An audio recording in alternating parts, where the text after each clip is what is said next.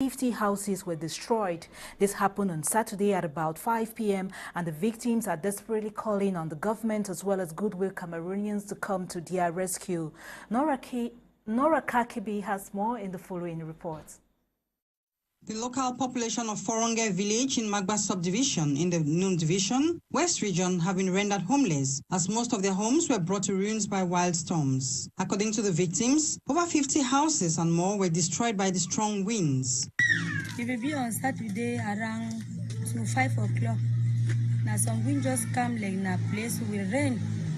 Then the wind just come and move all people their house, almost 50-something house, where the wind will spoil them for this village. Apart from the rooftops and mud bricks which were destroyed, they equally suffered huge material damage as most of their properties were ruined. On the Saturday around 5 o'clock, the second, a storm will just rattle rain and it carry our houses.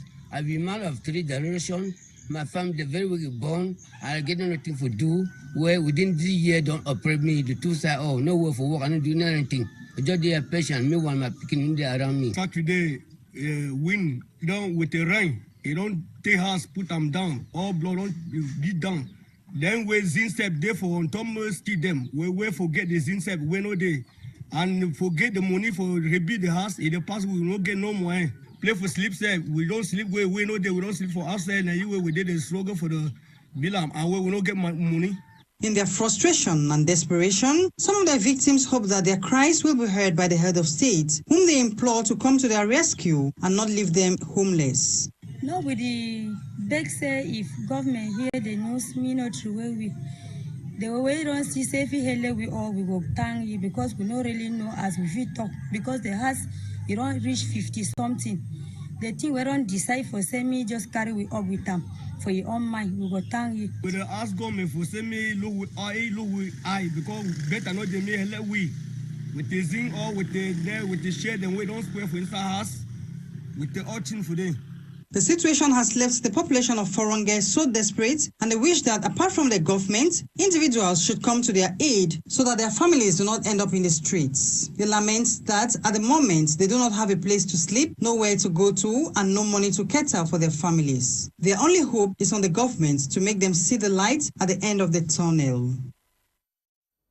Now on to something else. Cameroon's Minister of Arts and Culture, Pierre Ismail Bidum-Pat, has warmly welcomed the Sierra Leone High Commissioner to Cameroon in an event that saw the presence of other foreign government personalities in Yaoundé. These two men discussed on the similarities both countries shared and ways to strengthen ties and how to achieve fruitful cooperation, especially on the part of culture. Colette Loom reports once again from Yaoundé.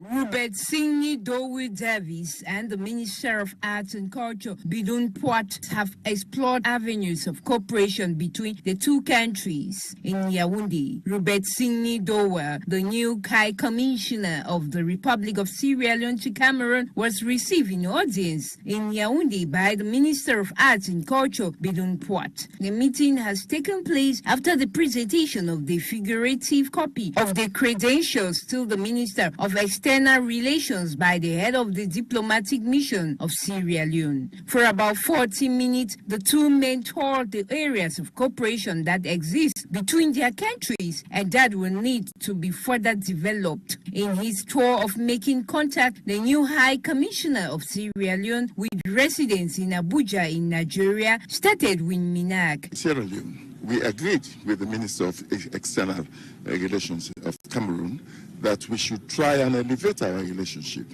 There is so much in common between Sierra Leone and Cameroon, but we have allowed it to low. We have to activate it. And one of my areas of activity will be with arts and culture, which are very similar. You know, the background, the slavery and everything is so similar to us. To this end, Robert Davies informed Minister Bidun Kwat that he wishes to achieve fruitful cooperation because from the cultural point of view, Sierra Leone and Cameroon record several similarities, whether in the field of heritage, arts, books and reading or in the field of cultural industries. It has been always a cordial relationship. What we are doing now is to heighten it. Faced with with these proposals considered attractive, Minister Bidun Puat willingly accept to cooperate and set up a technical working group to precisely define the different areas of cooperation in order to arrive at a cultural executive program. Worth noting, after years of civil war, Sierra Leone intends, through the determination of its ambassadors, to restore its image and intensify its international cooperation. Now, Cameroonians have been challenged to cultivate the habit of reading books. The call was made by Professor Emeritus Therese Shalom Chombe during the launching of a book titled Information Literacy, Education and the Role of Libraries by Rosemary Shafak. Diobe Regan Moki tells us more from Boya. Information, Literacy, Education and the Role of Libraries. This is the title of the book written by Professor Rosemary Shafak, launched at Asti in the University of Boya. The book, which consists of 9 chapters, with each chapter being unique and carries specific component of information literacy education. Professor Rosemary Shafak is the author of the book. This book did not just come from the blues. It came from an experience I had after rendering services as an information custodian. I saw the plight of researchers, students, and other people who need information. How they were so bleak about how to go about looking for information for formal needs and informal needs. She added that information literacy is the key to the development of every human community. You cannot find a book on information literacy that captures all the components that one person needs to have, and they're all interwoven. I thought it was time to do an introductory book, a foundation book.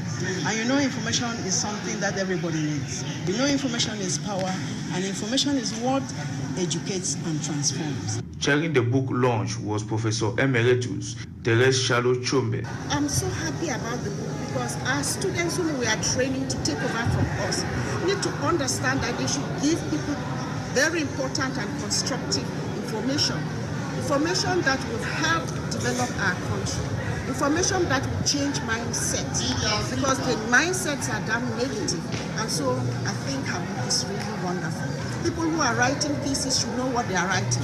They should follow the ethos and principles of quality writing for publishing. They are all in that book. The 9-chapter book has 175 pages. 3 of the chapters has a length of less than 5 pages each. 4 chapters consist of less than 10 pages, and 2 chapters is 14 pages long. I want to say that academics in Cameroon should be encouraged, especially when we believe that librarians only keep books. But I'm saying that librarians don't only keep books.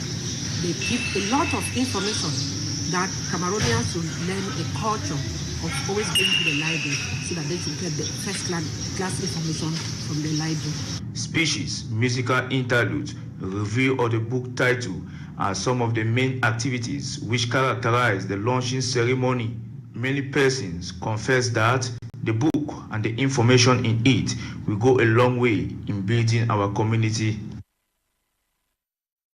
Now in news out of the country, the Nigerian military is yet to comment on reports that several soldiers were murdered and others injured when their field base in the troubled Kaduna state reportedly came under attack on Sunday. According to a witness, armed bandits came on motorbikes or motorcycles with heavy weapons, took soldiers on duty by surprise, shooting and killing 10 soldiers. The attackers reportedly set fire to military vehicles and stole some weapons from the base in Palwaya. Over in Ghana, the authorities say they have increased security alert levels in the country to counter possible attacks. Albert Kandapa, National Security Minister, warned MPs that separatists in the southern eastern Ghana could be planning a new wave of attacks in the regions as part of their campaign for a breakaway state of Western Togoland. Finally, in Burkina Faso, an 83-year-old American nun has been abducted in the country. The bishop of Northern Kaya Diocese revealed that armed men took her from a nunnery where they vandalized rooms and sabotaged a vehicle. It is worth noting that the nun had served in the parish since October 2014, and a search operation is currently ongoing in the area bordering the Sum province, where attacks on civilians have increased and where armed groups are active. That does it for today's edition of Prime Flash on My Media Prime Television with me. The news was produced by Junior Pelama. I have been Eileen. Thanking you all for viewing. Stay tuned to more interesting programs coming up on My Media Prime Television today at exactly 11 p.m. Nora Kebi will be here with My Media Prime's beautiful ladies on In the House. Country News is at exactly 12:30. A rebroadcast of Prime Hour at 1 p.m. And Gladys Bomotongina will be stepping in with the French News at 3:30 p.m. Fon Quinta will be there at 6 p.m. for Prime News. Have a blessed day and enjoy. Bye for now.